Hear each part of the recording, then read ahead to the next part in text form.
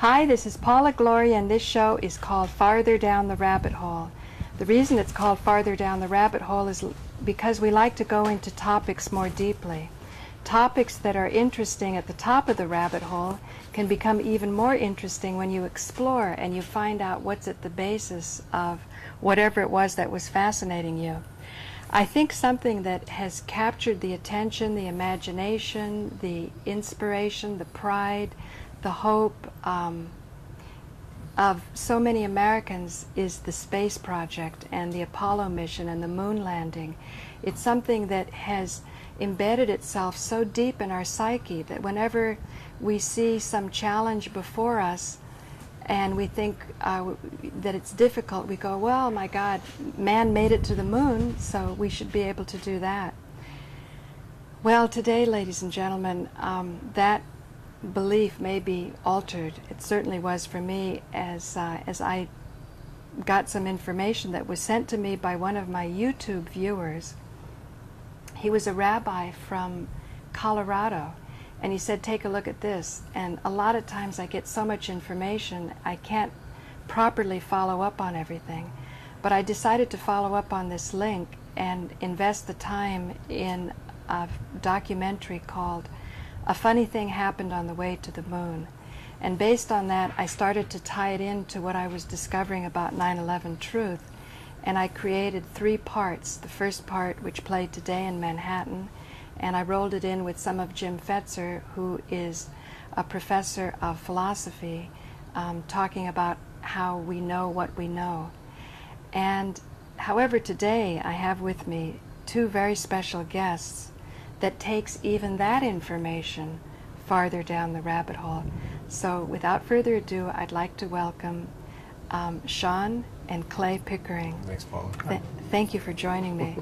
And these, my pleasure. And these 2 gentlemen I met through Disclosure Network, and maybe you can tell people about Disclosure.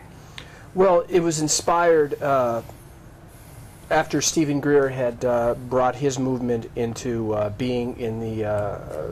It was a process for him. Who's Stephen Greer? Dr. Stephen Greer. He's a medical doctor that started investigating the UFO phenomenon, and he put a movement together whereby he interviewed military people, radar people, pilots, astronauts, etc., etc., etc., on their experience regarding UFOs. And these people were willing to go before Congress under oath and testify to their experience with UFOs.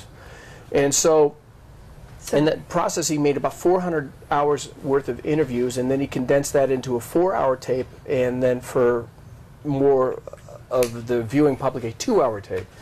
And in that tape, he reveals through the interview process these particular experts, these people that were in the black programs, these people were part of the military. The what program? The unacknowledged special access programs, the black programs. The black programs, they call them black? They call them black because of the fact that there's no oversight, and the monies connected to these programs are not run through Congress.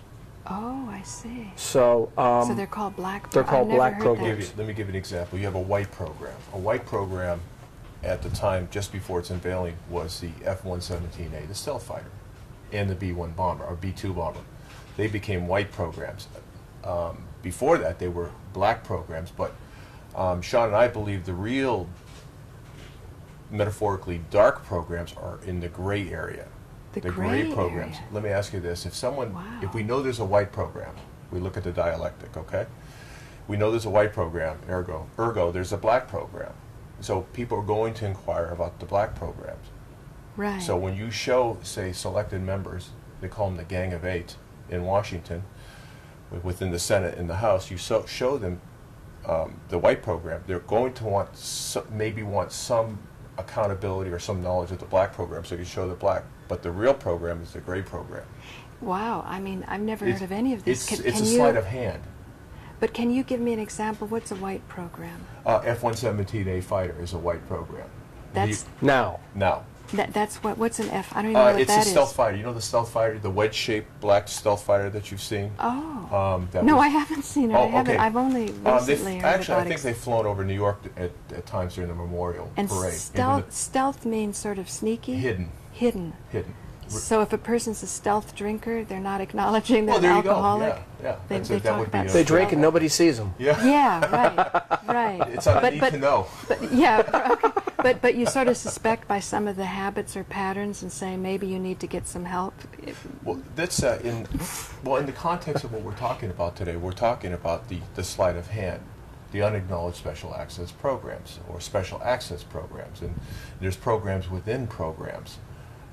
They come Well, in, excuse me, I didn't mean to be No. light about that. What No, I'm but it's- saying is I'm it's a talking reality. about bringing greater health into the system, whether it's your family that's a system matter or of your transparency, society. now, isn't it? Yeah, and so I'm saying now Right. that we're talking about weapons in our government and our Right. power, I wanted to say that if there's a white program where you've got a stealth fighter, now somebody savvy is going to ask, well, what do we have?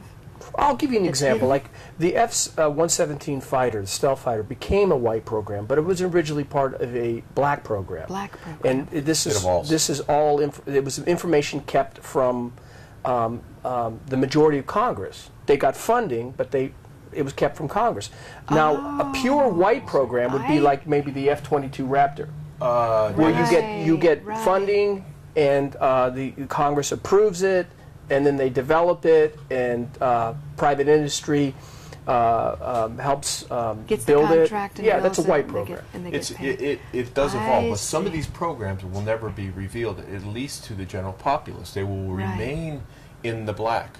But Right. there are some programs that are between that Right. that are in development, let's just say research and development, and are so highly classified that you would need a security clearance that most people are not even aware of. Wow. And that may be off-planet type programs. Okay, you've Okay. kind of plowed the ground. Some light bulbs are going off. If they faked the moon landing, why would they do it? I have a very simple answer to that: funding. Exactly. called That's what you commerce. just explained to If me. you have, I'll give you an example. The best enemy and the best friend that the Central Intelligence Agency could have had during the Cold War was the KGB, and vice versa. You could not have one without the other. Spy versus spy. Right. So, a lot of the tax dollars and unacknowledged bookkeeping entries that's come out in the 21st century, at least that we're aware of. You need that funding in order to keep your entity in place and to increase your programs, Right. whether be white, gray, or black. So, the Apollo program behooved the Russian program. The Russian program behooved the Apollo program. Right. And what most Americans don't realize, I think, is that they're caught up in the nation-state conundrum where they think that sovereignty and our way of life is only indicative to specifically within our borders, and that's not true. It's globalism on a corporate level. So both the Right. Russians and the Americans were beholden to the corporate entities that control both. So they worked very closely with each other. Well, I'll use an example. Let me just pause. Sure. I want to catch people up. What we're talking about with Shawn and Clay Pickering is a book. How's that coming in, Victor? Good? And this book is, can you explain a little bit, Shawn? And also, we're taking calls. Hopefully we're streaming. We may not be, okay, we're not streaming, but we're still producing this for another show. At rabbitholecentraldottv, as we get more robust, we're going to get this more stabilized. You can call in to ask people questions. But today what we're considering is dark moon, and you want to explain, Shawn? So. Well, I mean, this is just the presentation that both Mary Bennett and David Percy, both of whom are the authors of this book, have presented their thesis that the Apollo program, the Apollo TV images and the photographs were faked. Right. And the question is, why? Now, they don't dismiss the fact that we may have gone to the moon.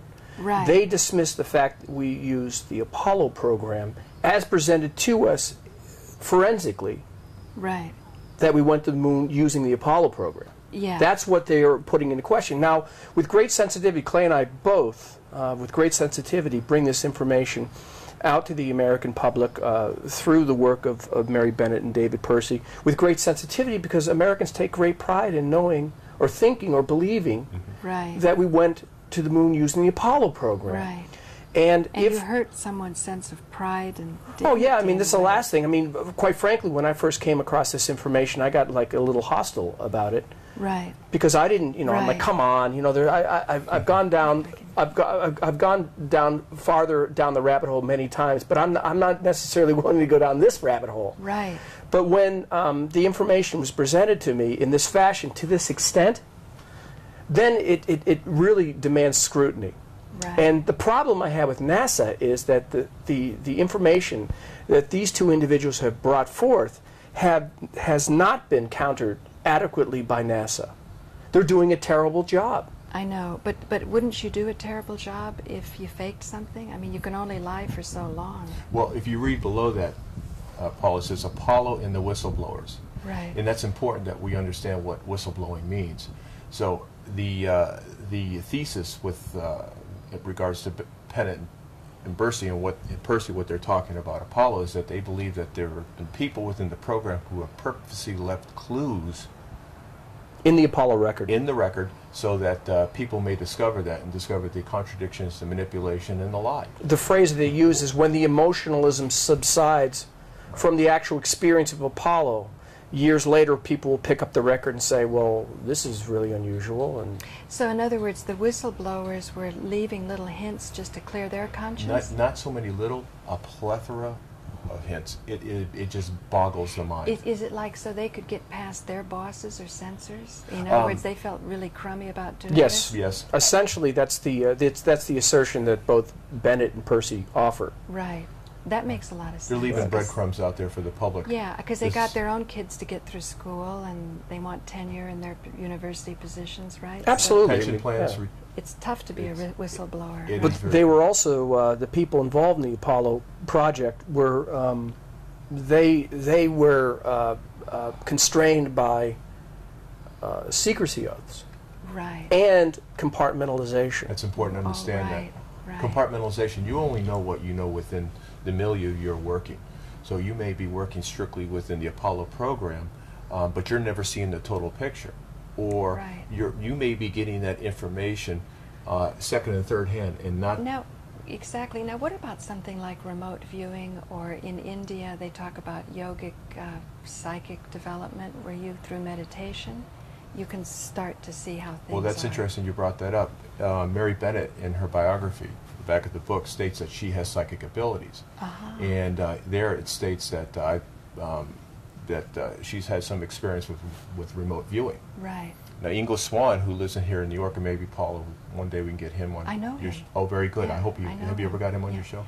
I didn't have a show at the time I knew him. Well, he wrote a very but, controversial book called Penetration. He talks about Yeah. remote viewing the moon, right. and it is so fantastic. But this man is considered very reliable. Right. And But you know, I don't know anything anymore. I mean, you know, when I say farther down the rabbit hole, that it can go so deep. I actually was doing the camera for Alan Steinfeld when we went to Stanford and got Russell Targ. I saw that interview. Yeah, yeah, and I was right there behind the camera as Russell had something in his pocket, and then Alan had to remote Right. view it and draw it. I tell you, that wasn't faked. Right. right. And yet, from my own experiences in meditation, when I hit those levels, it's nothing vague. It's like precise, it's crystal clear. It's like I see these things you better know, than I'm seeing you now. These are abilities that all human beings have, and the reason being, let's use the simplest example. But we don't know about them. We're Well, kind of shamed. Well, we don't know about them. Weird if you do. We don't know consciously about them, but Right. subconsciously we deal with these abilities every day. You get out of your apartment, you walk out of your door, and you're going to walk to the subway. And between your door and the subway, there are a whole host of obstacles that you have to be aware of. Now, human beings don't see, smell, or hear the greatest. Yeah. So there's this ability for people to sense when to stop near a street, right. when to look. Especially in New York. Especially Right. if you were to take the probability of living your life in New York without being hit by a car, If you're just using your senses, good luck. Yeah, I know. Right. On the other hand, have you noticed when the lights changes how seldom New Yorkers sort of use it as sort of a helpful suggestion? Right. But almost like in certain instances going against the light is exactly what to do. Right. And you're most safe when other New Yorkers are exactly doing that, so you sort of vibe into your other New Yorkers. Right. Like I feel safer riding my bike around New York than I do in California. Right. Because people are sort of honed in here Exactly. to sort of get into the vibe. Kind of the morphic Yeah. resonance of being a human being in such a Yeah. confined area. You're drawing off other people's abilities. Yes, and you have a sort of a group understanding about how you interpret that light. Sure. That's funny. You know, and if somebody is just very much stopping when it's red and going when it's green, they may not be in the right vibe. Right. And they're dangerous to Well, you. you're hitting on a subject that later in the book that Mary Bennett and David Percy talk about in terms of consciousness, in that humans, with regards to how we perceive things and the whole moonshot, there's a huge hyperdimensional consciousness that has to take place. Richard Hoagland has talked about this quite a bit in his Enterprise mission. Hoagland was sort of discredited for the Mars situation. I don't know. Briefly, I mean, I know very little. It's difficult to say what is happening on Mars, what's being presented to us. I mean, I think that if we look at history and accept the fact that there's been an extensive editing process that goes on between the point of signal transmission to the point of receiver, I'm not willing to dismiss Hoagland's work on Mars, because there could be an editing process in place. Right. You just put it in the back of your head and you wait to confirm or deny later. You know, I used to hang out with John Anthony West and Robert Bauval. I went to Egypt many times. Oh, sure. And I remember being around Robert Bauval. I actually spent a week at his house with his wife. And he had a bestseller book already out, and he was working with Hoagland on the Mars thing. But whatever happened, I could see it caused some tension, and he wanted to create some distance. Right. And Mars wasn't really his expertise, so I can't remember whether he felt he got roped into it, or who knows, maybe he chickened out. He should have stayed more. He should have gone farther down the Mars rabbit hole. Right. I don't know. It's there's so many open questions, Paula, and I think with the research that Shawn and I are doing, is that a lot of you have to put in the back of your head until something pops up that corroborates it. Yeah. And then gives it a historical, cumulative perspective, and then you continually put these pieces together, and it's very amorphous. At times I thought that Hoagland's research his early research was fantastic, and I'm not for or against. I think there's merit in what he says, but I think the danger is what happens is when we find one thing wrong in a person's argument, we engage in bathwaterism. We throw out the rest of his material. Yeah, and right. I think that's really the key of looking at this. Right. And if somebody wants to hide something from us, Right. they might use that as a tactic. Right. And then we have a harder time creating a connection of empathy with whoever wants to hide it. Right. Because we're always playing this cat and mouse game instead of saying, hey, let's come forth, be transparent, roll up our sleeves, and resolve this problem of human nature. How do we overcome our negative tendencies to be anxious and fearful and insecure and greedy, and move into those beautiful qualities that we have as human beings, where we're generous and we're sharing and we're growing. And how do we get everybody on the same page? That's what I. Yeah. Well, it's that's the what we're philosophy. finding. without bullying anybody off the That's page right. there. Imposing your will. On Well, people. since the early part of the 19th century, you've had a philosophy of utilitarianism that has seeped into the science community and in the political community, and then from there has seeped into the economic community, that if something is not useful, then it doesn't have real merit. Isn't that terrible? I mean, that could stop whistleblowing. You say, this is not useful for your job. Well, whistleblowing is really paying attention to your spirit. Right. That if you know if you are unable to continue, no matter how much money you're earning and how much security you have, Right. you are unable to continue with how you're living under the lie. Life has Shawn, been rendered meaningless, huh? now that you brought that up, let's read Buzz Aldrin. Well, I Yeah. mean, I think this is a very interesting statement about Buzz Aldrin, the man. there have been a number Buzz of. Aldrin was an astronaut. He was one of the 3 astronauts in the Apollo 11. That is the program first mission where Neil Armstrong stepped on the moon. August of 1969. And he said a tiny step for a man and one small step for man. and a giant step And a giant leap for mankind. And there's always been some that was in criticism that he should have said one step for a man, one giant leap for mankind. Because the idea What did he say? He said one small step for man, man being a collective. He should have said one small step for a man. Amen. Yeah. Right. One giant leap for mankind. Because a step for man and mankind are one and the same. Right. I'm just wondering if he was trying to hint at something there.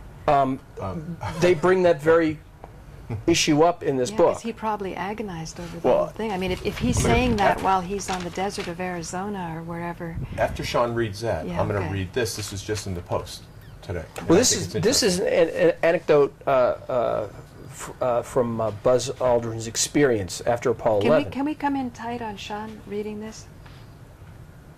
We're on him. Oh, we're on him. Oh. Okay. Two-shot. Okay. Okay. After his involvement, Buzz Aldrin, after his involvement with Apollo 11 scenario, Aldrin had experienced increasingly severe bouts of mental illness. In his autobiography, Return to Earth, Aldrin writes that from the time he left the quarantine headquarters... Oh, excuse me, that may be... Hello, you're calling to farther down the rabbit hole. I feel like I'm further down the rabbit hole. Oh, this must be Alan Steinfeld. Hi, Al. Are we on the air live? Yes, we're on. Okay, good. No, is Shawn and Clay there? They Yes, very Alan. much are. Oh, good to hear you guys. Yeah, I have a lot of dialogue I want to do with you guys, and I should be there live in person in about 10 minutes. Okay. Okay. We'll just finish up this show for farther down the rabbit hole, and then we'll have you and maybe other callers. It's very exciting, Alan. Okay. Okay. Okay, great. So do that, and I've been studying this tape, and there's some inconsistencies I feel in the tape itself, and I'd love to talk to you about it. Okay. Sure. Okay, great. All right, I'll see you really soon. Great. Okay, bye. Bye. Okay, I didn't mean to interrupt. Oh, no, I that's just- all right. But when you're doing live, you have to be available. Oh, sure, Yeah. sure. In his autobiography, Return to the Earth, to Oh, Earth... excuse me, before you leap into that, just because there are people that don't know nearly what you know. Apollo 11, what about Apollo 1 and 2 and 3 Well, and these 4? were all- How are they numbered like that? Well, Apollo 11 is the first one that went. Actually, Apollo 11 is the first one where men had walked on the moon. Okay, you had Apollo. Obviously, you had Apollo 8 and was it Apollo 9, if I remember 9. correctly. They both circled the moon. They did not land on the moon. I see. Okay. There were the early Apollo programs where they were doing a lot of testing. Do you know when Apollo 1 started, just to give it an idea? I It was believe after the Mercury program. Yeah, right? Mercury, but I want to say it was 65? 65, 66, 67. Oh, so these right in went those. moving Right. right along. Right. I mean, in 69, fact, Grissom, who 69. died, Was Gus Apollo, Grissom, who right. died on the platform at, was it Canaveral? That was yeah, Ed Chafee and Robert. Was it what's it? Robert White. I'm It not was sure. White, Chafee, and Grissom. And Grissom. White, Chafee, and Grissom. There was, the story is that there was a spark in a in pure oxygen environment within the capsule. within the capsule, and were they incinerated. burned to death. That in itself is a conspiracy by the Grissom family, who feel there was a conspiracy involved because Grissom was very unhappy with the Apollo program. So that's never been in Brian Sabrill's tape. A funny thing happened on the way to the moon. That is talked. Well, At you know, some point. I may it's not careful have. to say. Maybe there, you know, it's been reported that some of the Grissom family have. Right. We're unhappy. Right. about it. And what year is this? Did this happen with him? It was after 66. You sure know, or 67. 67, Oh, 67? before It's 69. yeah, it's 65, 68 time frame. So He left, Gus Grissom had left a lemon on top of the capsule at one point, of the command. implying that, you know, he didn't buy The command module. Command itself. module, yeah. Wow. Actually, it sank. They were wondering about its buoyancy in, for instance, Well, you in know, ocean environments. just because the time goes by so quick, I just want to say that in my show, I'm always trying to use nonviolent communication, because as we start to discover and learn more, we will see what this shadowy hand is behind these events. But that shadowy hand is attached to a being that I think is worth connecting with, or many beings, so that we can have a greater reality, that this isn't something that we want to study so that we become paranoid, frightened, divided, or like that. Although obviously people have suffered along the way. Like you say, okay, continue, because you say the mental illness must be. This is the second man to walk on the surface of the moon, right? Allegedly. Okay. So Aldrin writes in his biography, Return to Earth, that from the time he left the quarantine headquarters until the time he went into the psychiatric hospital, he spent nearly 2 years in varying degrees of depression interspersed with odd moments of optimism. In June of '71, under medication but reintegrated into the United States Air Force and working out of Edwards Air Force Base, California, Buzz Aldrin felt strong enough to accept a public invitation. He was to participate in an informal question and answer session at an after-dinner gathering which included Aldrin's base commander at Lancaster Chamber of Commerce. Increasingly apprehensive as the day came nearer, he met the presenter and was told that the questions would be easy and that no preparation would be necessary. However, the first question asked was the one that he dreaded the most and had never known how to answer adequately. What was it like on the moon, Buzz?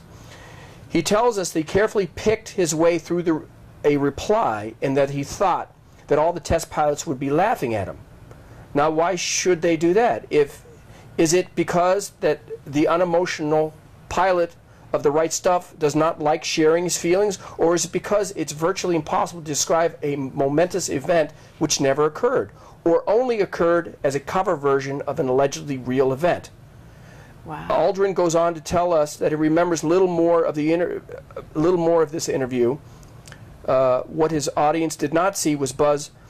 What his audience did not see was Buzz, on leaving the gathering with Joan, slipped into a side alley immediately next door to the venue and silently wept his heart out until Joan took him away for a very strong drink. Who's Joan? His wife. Oh, wow. So, these are very intimate So insights. the question is that that made it to that book. That means that his wife really trusted these authors. Well, it's a good question. I don't know, maybe his wife approved it. I think that's for public record. Well, I mean, you know, they saw him his wife crying in the right, alley? Right. Jeez. But and they would say, oh, he's mentally ill. They were chalking up the extraordinary experience of going on the moon with the emotional ramifications of it, but not necessarily wedding it to the fact that it was a fake program. Right. So his wife could have said, well, you know, Buzz went through a lot of hell, Right. Or radiation belts, going to the moon. But they didn't know about those in '69. I thought Yes, the they radiation... did. Yes, they did. They knew it as early as 1958. James Van Allen